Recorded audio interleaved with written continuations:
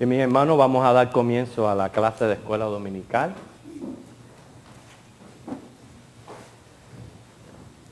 Estamos finalizando casi ya el libro de Hechos.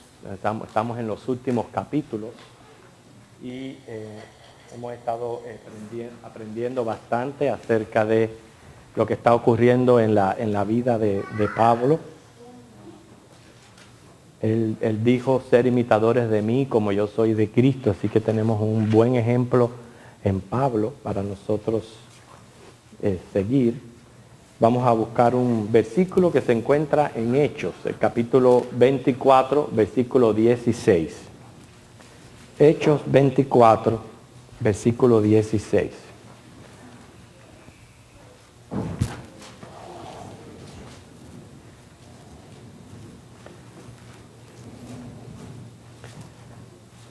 Este versículo que escogemos es uno de los que tratamos de que sirva para nuestra meditación, que sirva para tenerlo pendiente, ¿verdad? Ya que venimos a la casa de Dios a esto, ¿verdad? A buscar del Señor, no solamente a ir añadiendo conocimiento bíblico, pero a que la palabra del Señor haga un impacto en nuestras vidas, que nos ayude en esta semana que comienza.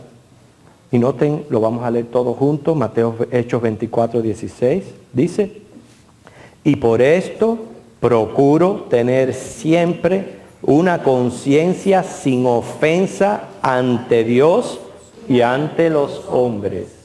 Fíjense qué versículo tan importante que viene de lo que es el deseo de una vida cristiana limpia, una vida que desea agradar a Dios en todas las cosas.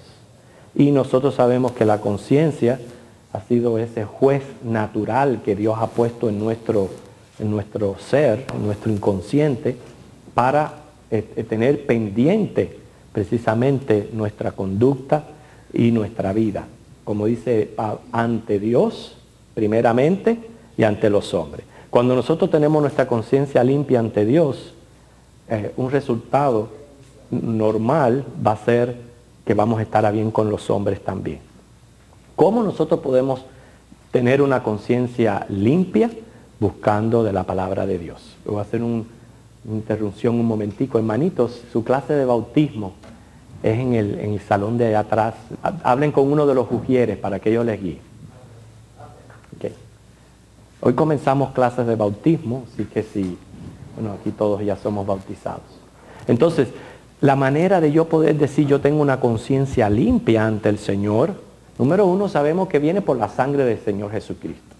Todo pecado es contra Dios y tenemos la promesa que cuando nos arrepentimos somos limpios por la sangre de Cristo. Pero eso sería muy fácil. Decir, bueno, ya también yo peco, pido perdón, estoy limpio, muy bien. Pero para estar a bien con Dios y con los hombres, usted también tiene que resolver las cosas con los hombres. No es nada más que decirle a Dios, perdona mis pecados y dejar las cosas que no estén resueltas. Situaciones o problemas que se hayan presentado, que nos hayan puesto a mal con los hombres. Esas son las que hay que resolver para nosotros poder aplicar este versículo tan importante en nuestra vida. Bueno, recordamos que Pablo, allí en Jerusalén, se enfrentó al Sanedrín. Luego un grupo de 40 judíos estaban tramando matarlo. Tuvieron que urgentemente sacar al apóstol de noche. Fue traído a Cesarea para compadecer ante el procurador romano. Lo interrogó para saber si estaba bajo su jurisdicción para él proceder en juicio. Mas sin embargo no quiso realizar este juicio al momento, sino que el gobernador le dijo que lo iba a escuchar cuando vinieran sus acusadores delante de él. Disculpen las interrupciones, hermano, pero yo necesito que los ujieres me hagan un mejor trabajo en organizar las clases. Los jóvenes están allá en el salón del costado. Si ustedes me permiten un momentico. Disculpen.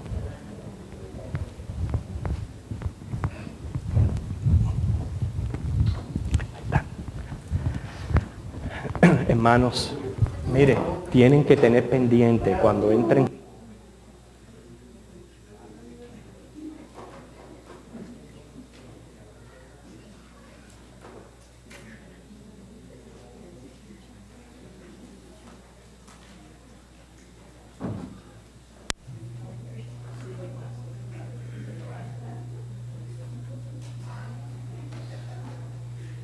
Bueno, ustedes escucharon ya lo que dijimos. Sí, es importante, estamos organizándonos y tú sabes, es importante que cuando vienen los niños, los jóvenes, los ancianos, todos vayan siendo guiados a sus clases. Muchas personas vienen nuevas, no conocen y por eso es que hemos tenido que hacer esta interrupción. Ok, entonces, vamos al versículo 1, que es donde nos encontramos en la clase, donde podemos ver aquí que se tomó 5 días para que los acusadores llegaran ante este juicio. Hechos 24, versículo 1. ¿Qué hermana Ginny nos lee? Versículo 1. Del 1 al 4, perdón. 5 días después descendió el sumo sacerdote Ananías con algunos de los ancianos y un cierto orador llamado Tértulo, y comparecieron ante el gobernador contra Pablo. Y cuando este fue llamado, Tértulo comenzó a acusarle diciendo: como debido a ti gozamos de gran paz y muchas cosas son bien gobernadas en el pueblo por tu prudencia, oh excelentísimo Félix, lo recibimos en todo tiempo y en todo lugar con toda gratitud, pero por no molestarle más largamente, te ruego que nos oigas brevemente conforme a ti. Ok, se presentó Ananías, el sumo sacerdote, un grupo de ancianos. Y ahora les hago la pregunta a ver si aprendieron de la semana pasada. ¿Cuántos componían el grupo del Sanedrín?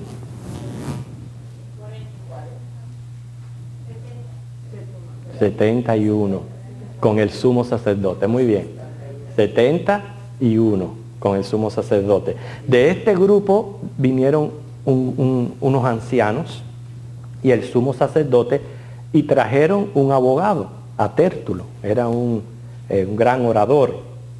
Y comenzó el juicio, fue llamado a testificar el abogado con mucha audazmente. Lo primero que hizo fue adular a este gobernador. Sabemos que esos son los pasos propios, ¿verdad? Cuando uno está en una corte, uno se dirige hacia los jueces con cierta cortesía, ¿no? Para también llamar perdón, su simpatía.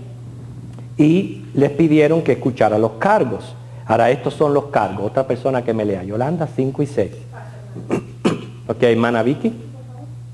Porque hemos hallado que este hombre es una plaga y promotor de sediciones entre todos los judíos por todo el mundo y cabecilla de la secta de los nazarenos. Intentó también profanar el templo y prendiéndole quisimos juzgarle conforme a nuestra ley. Ok, estos son los cargos. O sea, lo que hizo fue él ampliar los cargos para ponerlo de una manera más grave, ¿no? Porque realmente ellos no tenían causa, no tenían razón para que Pablo estuviera allí preso, ni fuera juzgado, ni menos que le dieran muerte. Entonces lo que hicieron fue ampliar las causas para llamar la atención del juez. Lo ofenden primeramente de ser una plaga. Miren qué palabra tan despectiva usa este orador para referirse a Pablo y al cristianismo. Una plaga. Nosotros sabemos que las plagas se propagan, ¿no es cierto? Y que cómo se propagan, nosotros tenemos cuidado de las plagas. Bueno, en este caso yo diría qué bueno sería que el mundo entero fuera plagado por el cristianismo. ¿Cómo cambiaría el cristianismo el mundo si todo el mundo fuera plagado por la fe cristiana? ¿Okay? O sea que más bien es una buena plaga de que nosotros, donde quiera que estemos, seamos de contaminación a todo el que está a nuestro alrededor. ¿Cómo yo puedo contaminar a los demás? A ver, dando nuestro testimonio. ¿De qué otra manera yo puedo contaminar a los demás? Sirviendo como el Señor sirve. Ok, pero imagínense que usted está en su escuela, en el centro de trabajo, y usted es una plaga. Porque eso es lo que... Testimonio, la forma de actuar, que las personas realmente puedan ver en mí algo diferente, que les llame la atención. O sea, que lo que yo digo va de acuerdo también con mis actos. Porque a muchos es muy fácil decir yo soy cristiano. Muy fácil. ¿De qué religión tú eres? No, yo soy cristiano. Pero una cosa es decirlo y una cosa que nuestros actos respaldan mi testimonio. Entonces, de que fuera una plaga parece una cosa despectiva, mas sin embargo es todo lo contrario. Es bueno de que nosotros contaminemos a otros con nuestra fe. Y lo segundo que le dicen es que es un promotor de revueltas. Y no solo en esta provincia, pero por todo el mundo. ¿Okay? Fíjense, un revolucionario, alguien que iba revolucionando las masas, no solamente ahí en Judea, en todo el mundo. Ya ustedes están viendo cómo están exagerando los cargos, porque recuerden muy bien la mentalidad del romano, de que ellos permitían ciertos derechos a las religiones siempre y cuando no fueran en contra del gobierno, no fueran a hacer algo que fuera a causar un perjuicio a la paz del gobierno. Entonces cuando y había muchos grupos revolucionarios en aquel entonces, cuando ya le mencionan que era un revoltoso, ya aquí ya está moviendo el corazón del juez contra Pablo. Tercero, cabecilla de la secta de los nazarenos. Este era el nombre que se le daba a los cristianos, lo vemos en Hechos 22:8, porque por Jesús de Nazaret. Como Jesús fue criado en Nazaret, ese era el nombre que se le daba a los cristianos en aquel entonces. Si lo juzga de un revoltoso, bueno, es el cabecilla de los que están revolucionando todo esto, que son los nazarenos. Y en cuarto lugar, que intentó ya profanar el templo, y ahí se estaba refiriendo a la religión de ellos. O sea que las acusaciones iban no solamente cargos en contra del gobierno, pero también de la religión judía. Versículos 7 y 9, vamos a seguir leyendo. Otra persona que le guste leer, a ver. Sí. ¿Okay?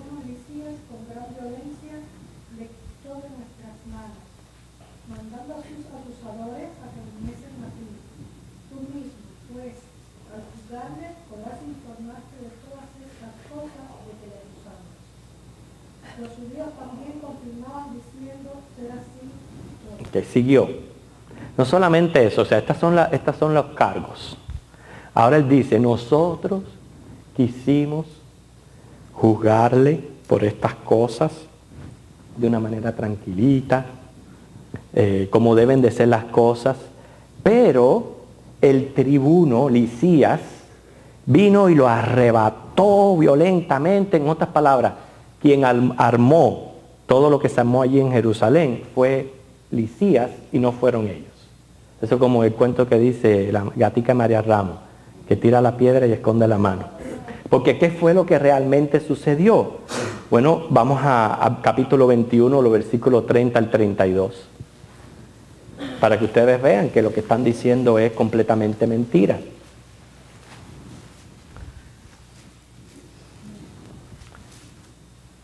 A ver, Silvia, lee 21, 30 al 32. Así que toda la ciudad se conmovió y se agolpó el pueblo, y apoderándose de Pablo le arrastraron fuera del templo e inmediatamente cerraron las puertas. Y procurando ellos matarles, se le avisó al tribuno de la compañía que toda la ciudad de Jerusalén estaba alborotada. Tomando luego soldados y centuriones, corrió a ellos, y cuando ellos vieron el tribuno y a los soldados, dejaron de golpear a Pablo. Entonces, llegando el tribuno, le prendió y le mandó atar con 2 cadenas y preguntó quién era y qué había hecho. Pero entre la multitud, unos gritaban una cosa y otros otra. Y como no podía entender nada de cierto a causa del alboroto, le mandó llevar a la fortaleza. Al llegar a las gradas, aconteció que era llevado en peso por los soldados a causa de la violencia de la multitud, porque la muchedumbre del pueblo venía detrás gritando. Ok, hasta ahí Silvia, ¿ya? Ok, notemos qué fue lo que sucedió realmente. Fue que ellos cogieron a Pablo, lo arrastraron, lo trataron de matar. Más bien fue el tribuno quien impidió que se le hiciera esa ofensa al apóstol Pablo. O sea que vemos aquí cómo este audaz abogado presentó los cargos de una manera exagerada, mintió porque no dijo exactamente cómo habían pasado las cosas y omitió decir la realidad, porque la verdad fue lo que ellos trataron de hacer con Pablo. ¿Okay? Y lo que hacían todos los judíos era confirmar lo que el abogado estaba diciendo. Entonces vamos a ver cómo reacciona el juez ante este caso. O sea, estamos frente a una corte, está el acusado que es Pablo, está el abogado. Pablo no tiene ningún abogado que lo represente, él es su propio representante. Claro, tiene a Jesucristo, ¿verdad? Porque abogado tenemos para con Dios cuando nosotros, como dice, padecemos alguna persecución o alguna causa injusta, dice la palabra que tenemos abogado para con Dios. Pablo no estaba ahí solo, Pablo estaba con Jesucristo. Y tenemos entonces los acusadores, las causas y ahora la respuesta del juez. Dice el 10, habiendo hecho señal el gobernador a Pablo para que hablase, me imagino que ahí el gobernador interrumpió la sección y le dijo a Pablo que ahora se defendiese. Este respondió, porque desde hace muchos años eres juez de esta nación, con buen ánimo haré mi defensa. O sea, también con mucha cortesía llama la atención del gobernador, lo trata con respeto. Y dice los versículos 11 al 13, dice, como tú puedes cerciorarte, no hace más de 12 días que subí a adorar a Jerusalén, y no me hallaron disputando con ninguno, ni amotinando a la multitud, ni en el templo, ni en las sinagogas, ni en la ciudad. Ni te pueden probar las cosas de que ahora me acusan. O sea, él dice, en ningún momento, cuando yo estaba allí en Jerusalén, ni me puse a discutir con nadie, ni estuve amotinando multitudes, menos provoqué sediciones. O sea, eso es algo que ellos mismos no pueden corroborar. O sea que como existían cabecillas que se levantaban contra el gobierno, lo que hicieron ellos fue tratar de confundir al juez para que pensara de que Pablo era una de estas personas. Dice el 14, pero esto te confieso, que según el camino que ellos llaman herejía, así sirvo al Dios de mis padres, creyendo todas las cosas que en la ley y en los profetas están escritas, teniendo esperanza en Dios, la cual ellos también abrigan, de que ha de haber resurrección de los muertos, así de justos como de injustos. Pablo procede a dar su testimonio de fe, teniendo en cuenta, allí estaba el sumo sacerdote Ananías, que lo conocía muy bien, ¿okay? O sea, conocía cómo él había sido fariseo y cómo él había sido parte de aquel Sanedrín, y sin embargo, como él dice, cómo Cristo había cambiado su vida, su modo de pensar, su modo de parecer. Más bien aquel que había ido al Sanedrín y había pedido cartas de permiso para ir y perseguir a los del camino, que era así como se llamaban también a los cristianos, regresaba siendo uno de los del camino. Primero a los cristianos le llamaban la secta de los nazarenos y los del camino. ¿Cuándo fue que por primera vez se les llamó cristianos? En Antioquía, efectivamente. Fue en Antioquía que primera vez nuestra fe recibió el nombre de cristianos. O sea que Pablo le está dando su testimonio de lo que estaba ocurriendo en su vida. Él profesa servir al Dios de sus padres, que es el mismo Dios de los judíos, y se proclama creyente de las cosas escritas en la ley y los profetas. Porque el cristianismo, hermano, no es una herejía, no es una secta. El cristianismo viene a ser el cumplimiento de todo lo que estaba escrito en la ley y de todo lo que habían dicho los profetas. Lo que pasa es que eso era algo que ellos no podían entender. Y él abrigaba la misma esperanza que tenían los judíos en la resurrección de los muertos. Se dieron cuenta cómo Pablo aprovecha todo momento. Él se está defendiendo, está dando testimonio de lo que ocurrió en su vida. Sin embargo, siempre aprovecha para predicar, siempre para tirar algo que llame la atención de las personas. Y aquí él hace mención de una de nuestras doctrinas básicas y más importantes, que es la doctrina de la resurrección de los muertos. Menciona tanto de justos como de injustos. O sea, ambos han de resucitar. ¿Y esa es su convicción? ¿Sí? De que ambos van a resucitar, tanto los justos como los injustos. Bueno, eso también lo corrobora Daniel 12, los versículos del 1 al 3. Okay, ahí encontramos también a alguien que lo lea, por favor. Daniel 12, del 1 al 3.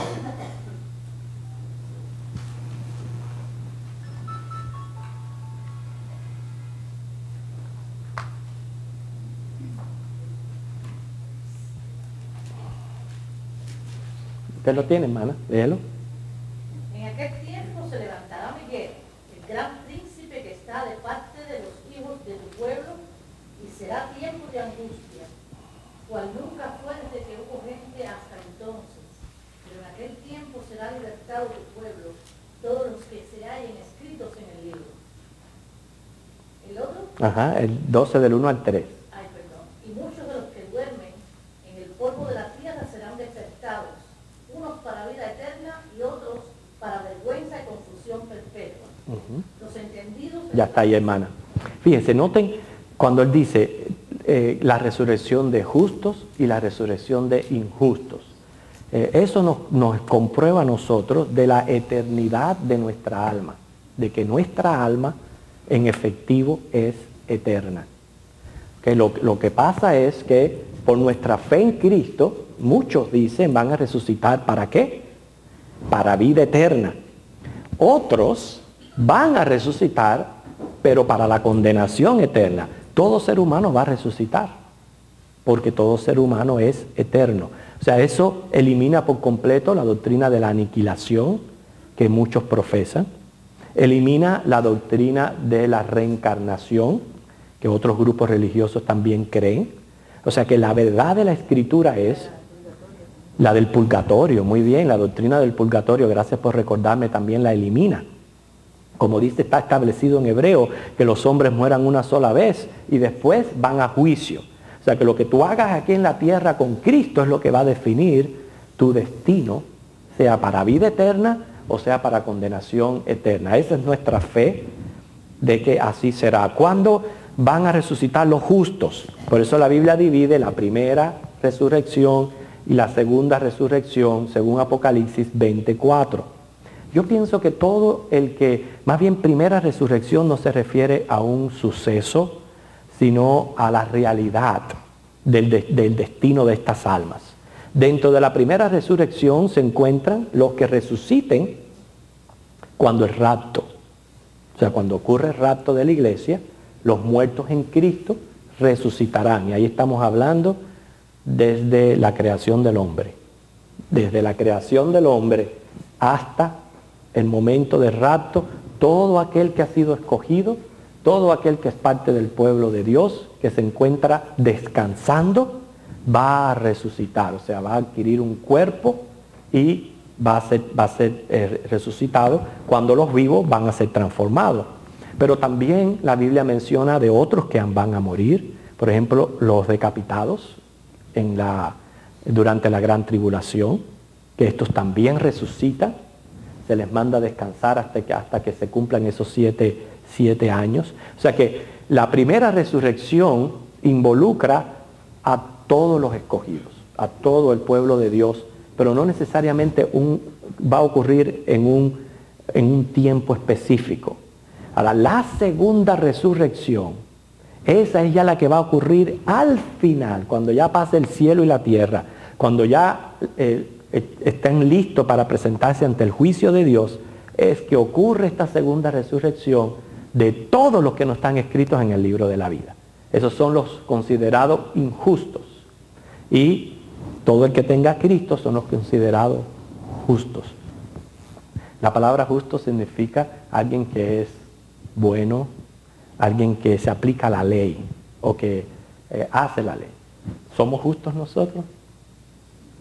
No, no hay justo ni aun uno. Pero somos calificados como justos cuando se nos aplica la justicia de Cristo. O sea, la justicia que Él cumplió en la cruz se nos aplica a nosotros que somos injustos, que somos pecadores, y como hemos creído y aceptado esa justicia, entonces cambiamos de ser injustos y ahora somos justos. Y por eso es que Pablo ahí menciona la resurrección de ambos grupos. Él menciona esto porque recuerden que él está pendiente de que esto es también fe de los fariseos, de los que estaban ahí acusándole. Es parte también de su fe. Los saduceos sí creían en la aniquilación. Ellos no creían en ninguna resurrección, pero los fariseos sí. Y Pablo lo que está diciendo, ¿sabes qué? Ellos me están acusando a mí de ser parte de esta herejía que ellos dicen, de este cristianismo. Cuando al fin y al cabo yo sigo sirviendo al mismo Dios de los judíos, cuando Cristo es el cumplimiento de la ley y los profetas, y en cuanto a doctrina, lo más importante es la resurrección. Yo también creo en la resurrección de justos y de injustos. Porque piensen, hermanos, si nosotros no vamos a creer en que hay resurrección, en que hay vida después de la muerte, ¿para qué estamos sentados hoy aquí? Estamos perdiendo el tiempo. Completamente estamos perdiendo el tiempo. Si cuando el día que yo muera, yo vengo a ser como la cucaracha que le tuvo que poner el pie arriba, y ahí quedó ya hecha polvo. Si yo voy a ser así, ¿para qué yo voy a vivir una vida cristiana? No tiene sentido. No tiene sentido. Ahora, si yo estoy buscando las recompensas celestiales, si yo estoy seguro que un día yo me voy a estar delante de mi Dios, entonces ya yo tomo la religión un poquito más serio. Ya para mí viene a ser algo bien importante. ¿Por qué? Porque ninguno de nosotros tiene garantizada 100% de que hoy mismo va a seguir con vida. ¿No es cierto? O sea que eso es algo que nosotros tenemos todos los seres humanos, lo tenemos como condena y realidad. Como es nuestra condena y nuestra realidad, lo mejor es estar preparado para ese momento, y Jesucristo es el único que me hace justo delante de Dios. Ahora, es por eso que Él dice, yo ni soy un revoltoso, ni he estado tratando de discutir con nadie, ni amontonando gente. Yo simplemente he ido a celebrar mi fiesta, de la fiesta que estaban celebrando en aquel entonces. Todo lo que yo he hecho en Jerusalén. Y vienen y me agarran y me acusan y me traen delante de usted. Y es por eso que Él dice, por esto procuro tener siempre una conciencia sin ofensa ante Dios y ante los hombres. Y les mencioné, hermanos, que nos llevemos de aquí, de esta clase, para que podamos tenerlo pendiente durante esta semana que comienza hoy. Esto de la limpia conciencia. Es como nosotros tenemos que vivir. Porque el pecado siempre va a ser confirmado con la culpa. Hay mucha gente que trata de justificar el pecado. Pero el tratar de justificar el pecado es otra evidencia de que tiene culpa. Porque si tú no tienes culpa, tú no tienes por qué justificarlo. No tiene. Pero cuando usted hace algo bueno, a ver, por ejemplo, ¿cuántos de ustedes se tomaron un vaso de leche esta mañana? Solamente una persona, 2 personas, 3. Mire esa. Este es un caso especial. Ok. ¿Usted tuvo que arrepentirse por haberse tomado el vaso de leche? Porque si no es nada malo tomarse un vaso de leche. Entonces, ustedes ven que cuando uno trata de justificar algo, es la evidencia de que hay culpa. Entonces, por eso nosotros no podemos ni engañarnos a nosotros mismos, ni a Dios, ni a nadie, porque eso es algo tan increíble que Dios ha puesto en nuestro mismo intelecto, de que no podemos escaparnos de nosotros mismos, ni menos de Dios.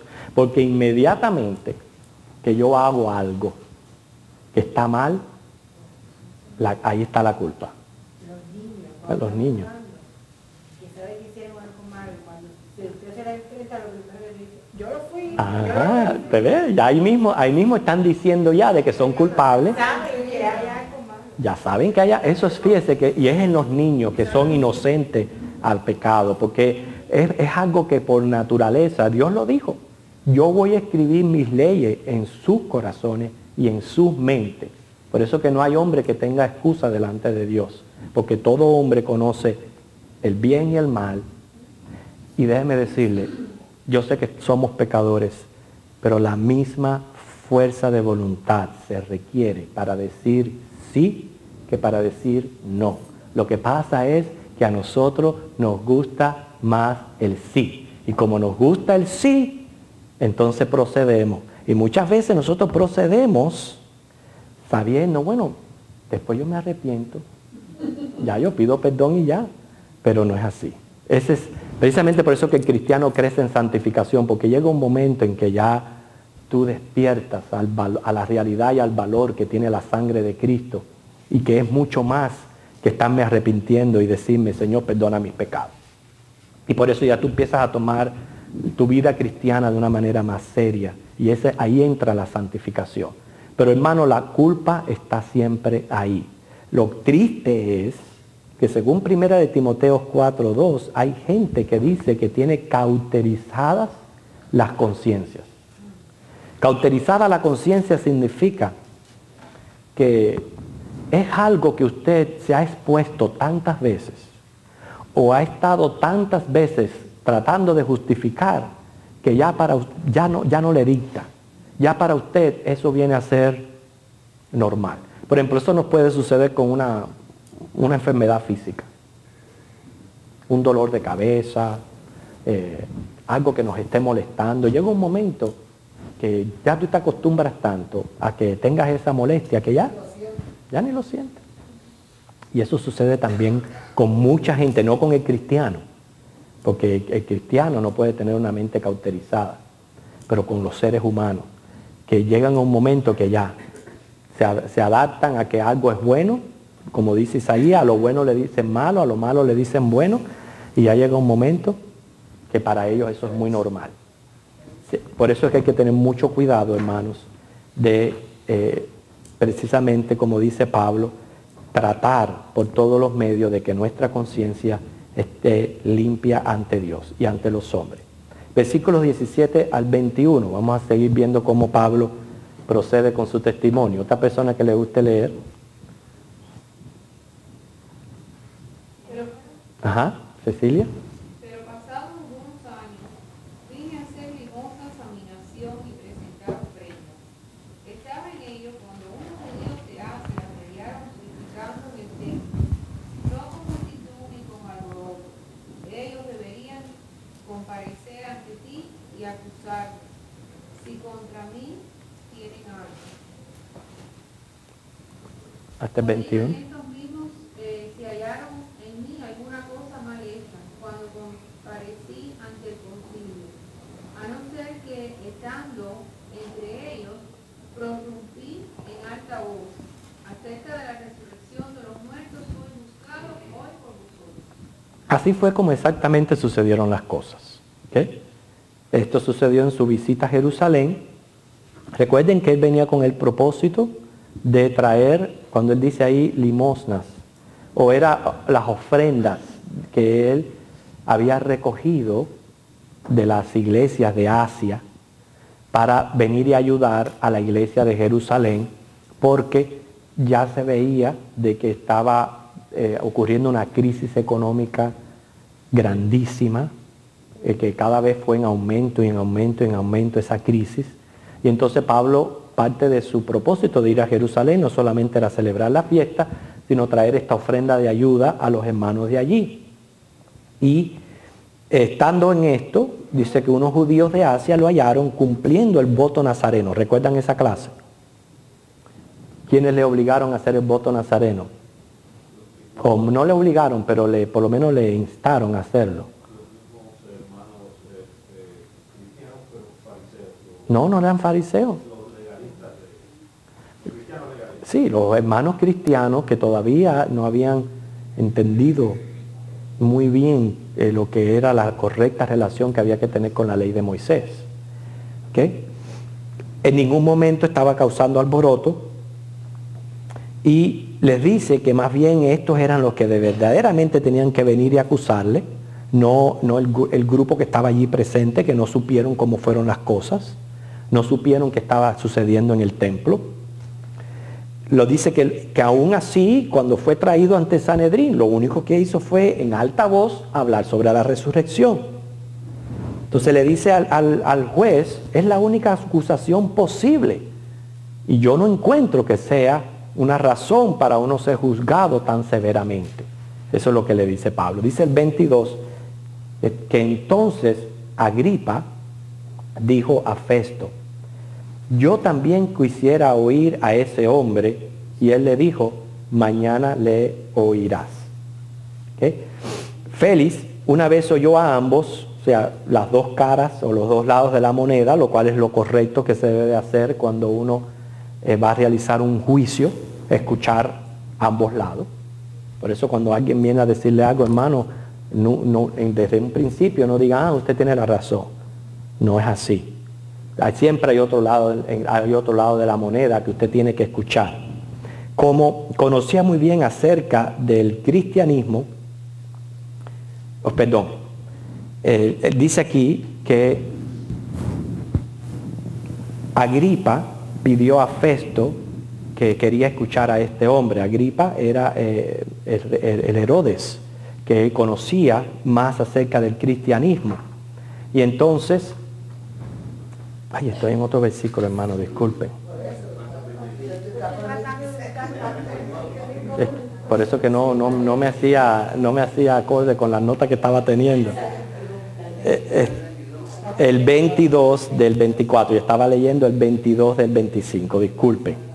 Entonces Félix, oídas estas cosas, y estando bien informado de este camino, o sea, Lucas no nos dice cómo y cuándo él conocía acerca del cristianismo, les aplazó diciendo, cuando descendiera el tribuno Lisías, acabaré de conocer de vuestro asunto. O sea que lo que hizo Félix fue aplazar la audiencia. Él dice, yo no voy a juzgar este caso hasta que no oiga a Lisías.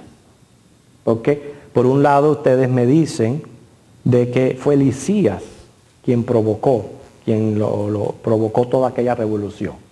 Y Pablo me está diciendo otra cosa. Así que yo tengo que escuchar a Lisías. Así que hasta que él no venga, yo no voy a terminar con este caso. Y lo que hizo fue, según el 23, y mandó al centurión que se custodiase a Pablo, pero que se le concediere alguna libertad y que no impidiese a ninguno de los suyos servirle o venir a él. Ahora, lo interesante de todo esto, esa fue la conclusión de la audiencia. Lo interesante de todo esto fue lo que ocurrió después, con el mismo Félix. Hermano Roberto, usted puede leer, léeme el versículo 24.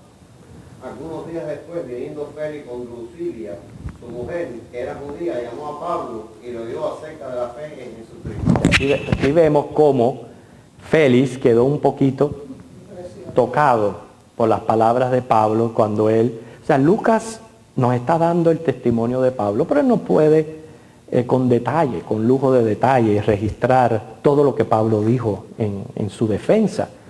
El caso fue que fue suficiente como para incomodar un poquito a Félix. Yo diría que me impactó. Sí, y a querer escuchar un poquito más acerca de lo que Pablo estaba tratando de decir. Dice el 25, pero al disertar Pablo acerca de la justicia, del dominio propio, del juicio venidero, Félix se espantó y dijo, ahora vete, cuando tenga oportunidad te llamaré. Okay, aquí estamos viendo a Pablo, ya imagino Félix inquietado por lo que Pablo quería decirle. Pablo comienza a presentarle el plan de salvación, vamos a suponer. Eso nos ocurre a todos cuando alguien quiere escuchar de la fe y de Cristo, ¿verdad? Le queremos presentar el plan de salvación. Hay muchos por ahí que presentan el plan de salvación de una manera incompleta. lo presentan como si ir al cielo fuera sacar un pasaporte, que lo único que me cuesta es hacer una oración en leve, y ya de buenas a primeras ya yo soy salvo. Pero ese no es el verdadero evangelio. El verdadero evangelio, dice Pablo, dice la Biblia, que requiere arrepentimiento y conversión. O sea, tú tienes que arrepentirte, reconocer tu estado de pecador y convertirte. O sea, no puedes continuar igual. Tú tienes que cambiar de vida y tú tienes que tomar la decisión de venir a Cristo y entregarte a Cristo. Y eso es lo que no muchos explican con el evangelio. O sea, no les dejan saber verdaderamente lo que significa ser un discípulo de Cristo. Negar la cruz, seguirle, lo que estamos haciendo nosotros. O sea que aceptar a Cristo no es decir, Señor, yo soy pecador, te reconozco como mi Señor y Salvador y ya yo soy salvo y voy al cielo. Se requiere arrepentimiento y conversión. Por eso fue que cuando todo estaba muy bien, hasta que Pablo comenzó a hablarle de la justicia, del juicio venidero y de todos esos temas que más bien espantaron a Félix. Lo espantaron porque él le había quitado a Drusila, su primer marido. O sea que vemos aquí como ya él estaba en pecado, él estaba viviendo en pecado, no se nos dice si se habían casado o no. El caso fue que él sabía que él era un gobernador corrupto y cuando le hablaron de moral, esto lo incomodó y lo que le dijo fue, ya yo te oiré en otro momento. En otras palabras, por esa razón es que no mucha gente abraza el cristianismo o no mucha gente viene a Cristo. Porque venir a Cristo significa dejar tu camino de pecado. Y como implica dejar el camino de pecado, entonces todo está muy bien. Pero ¿sabe qué? Dice Jesús, aman más las tinieblas que la luz y por eso son condenados, porque no vienen al Señor Jesús. Pero la inquietud continuaba, inclusive al punto de que tuvieron varias ocasiones de compartir juntos. Mire lo que dice el próximo versículo. Es 26. Esperaba también con esto, aquí notamos su corrupción moral, cómo le gustaba el dinero, porque recuerden, él aplazó el juicio hasta que llegara Lisías, pero él esperaba que a lo mejor Pablo le fuera a dar dinero. O sea, aquí vemos ya que una corrupción en el sistema judicial. ¿Okay? Él era un juez, supuestamente el juez tenía que hacer justicia y hacer que se cumpla la ley. Sin embargo, lo vemos aquí comprando ya su derecho. Dice, esperaba también con esto que Pablo le diera dinero para que le soltase, por lo cual muchas veces lo hacía venir y hablaba con él. Pero al cabo de 2 años recibió Félix por sucesor a Porcio Festo, y queriendo Félix congraciarse con los judíos, dejó preso a Pablo. Vemos aquí, hermanos, como hay personas que sienten inquietud por el evangelio, pero no se entregan a Cristo. Y los ves, vienen a la iglesia una y otra vez, sin embargo, no dan ese paso de aceptar a Cristo y de entregarse y de vivir para el Señor. Hay muchos casos así, lo cual yo diría es el peor de los estados, es el peor de las condiciones. El tú ser expuesto a algo tan glorioso que es la salvación de tu alma y no obtenerla. O sea, estar tan cerca y no recibirla. Por eso dice la palabra que en el infierno va a haber un crujir de dientes. Porque ese crujir de dientes parte va a ser, usted va a recordar, la persona va a recordar las veces que tuvo la oportunidad de aceptar a Cristo, de arrepentirse, de recibirle, sin embargo no lo hizo por amor al pecado o por cualquier razón que haya tenido en su mente o cualquier prejuicio contra la iglesia o contra cualquier cosa que le impidió el dar ese paso de fe. Pasaron casi 2 años Pablo allí preso, con sus libertades, Pablo preso. No se nos dice, o sea, Lucas no nos dice si por fin Lisías vino y testificó, qué sucedió. Ya hay, como dice, Lucas nos deja en ascuas, no se sabe qué sucedió, solamente que pasaron 2 años y vino un nuevo procurador. Recuerda, el procurador es como un gobernante que tenía a cargo cierta provincia. Se llamaba Porcio Festo. Y pudimos ver que todas esas veces que Félix hizo venir a Pablo, no hubo cambios en él, porque lo encontramos aquí, uno dice, queriéndose congraciar con los judíos. Así que no le prestó atención a nada de lo que le dijo Pablo. Eso nos comprueba a nosotros que el que salva es Cristo, que el que toca es Cristo, el que transforma y cambia la vida es Cristo. Nosotros solamente somos instrumentos del Señor. Este cambio ocurrió por el año 58 después de Cristo. ¿Okay? Pero tampoco se nos dice cuál fue el final de Félix. Y es lo que nosotros nunca debemos de asumir, de que ya alguien es un condenado o alguien es impío, es injusto. ¿Quién sabe por qué Dios permitió que Pablo estuviera esos 2 años allí preso, y yendo una y otra vez para hablar con este gobernador? Al final de los 2 años hubo un cambio de gobierno y no se nos dice más nada. Pero ¿y qué si verdaderamente la palabra que fue sembrada en el corazón de este gobernador vino a germinar años después? Nadie lo sabe. Todas estas cosas nos enseñan a nosotros, hermanos, que muchas veces nosotros estamos lidiando con familiares que son inconversos, que en este momento dan fruto de que no son creyentes, pero nosotros no podemos ni desanimarnos, ni darlos ya por condenados. Nosotros tenemos que tener la fe de que un día, cuando el Señor lo quiera, cuando el Señor los toque, lo que ha sido sembrado en el corazón de su hijo, de su hija, de su padre, de su madre, por el que usted esté orando, por aquella persona que usted le predicó el Evangelio, que un día el Señor haga germinar esa semilla. En otras palabras, nosotros no somos quienes, ni para asegurar la salvación ni la condenación de ningún ser humano, porque todas las almas pertenecen a Dios, no son nuestras, las almas pertenecen a Dios.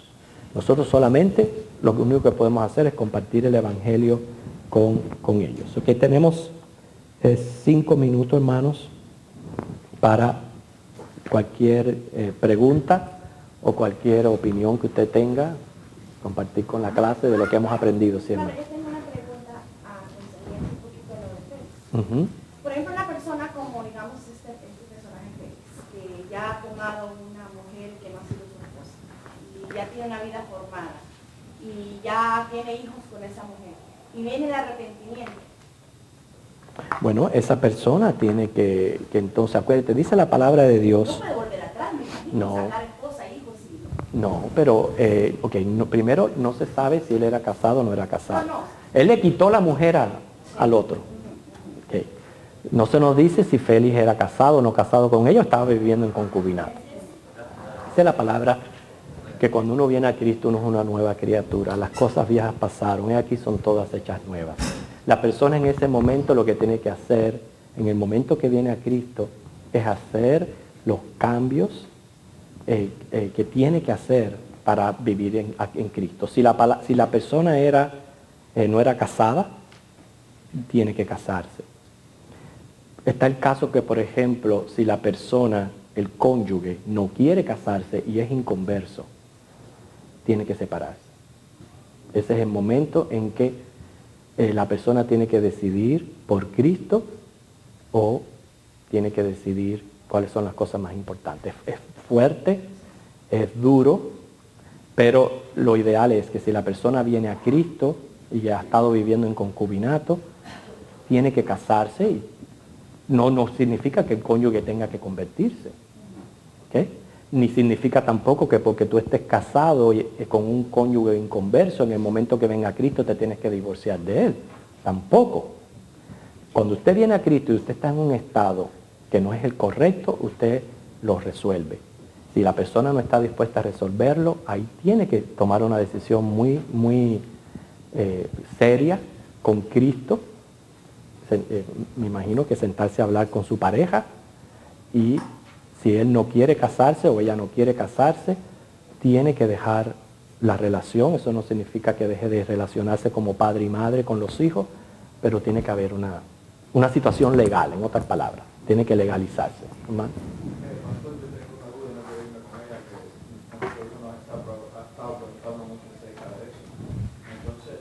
La primera resurrección es de los justos, está como que dividida en dos etapas. Bueno, no, que de una manera general la palabra lo muestra en dos etapas, que es la del rapto y la segunda es la de los decapitados.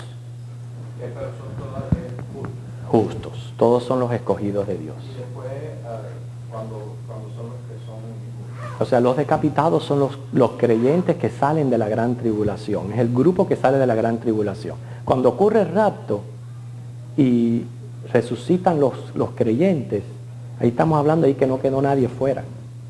Todo, desde el Antiguo Testamento hasta ese momento, todos los que murieron en Cristo resucitan. De las personas que quedan en esos 7 años, los que salen de la gran tribulación resucitan en la segunda venida de Cristo. Los injustos después del milenio. Sí, estamos hablando de los justos. Los injustos, todos, desde Adán hasta el final de los tiempos, es después del milenio, antes del juicio. Esa es la segunda resurrección. Hermanos, nos ponemos en pie y nos despedimos para comenzar nuestro culto. Les queremos pedir, por favor, que mantengan los 2 asientos de adelante separados para el coro, que nos ayudan en cuanto a eso. Oremos. Gracias te damos por lo que hemos podido aprender en esta clase.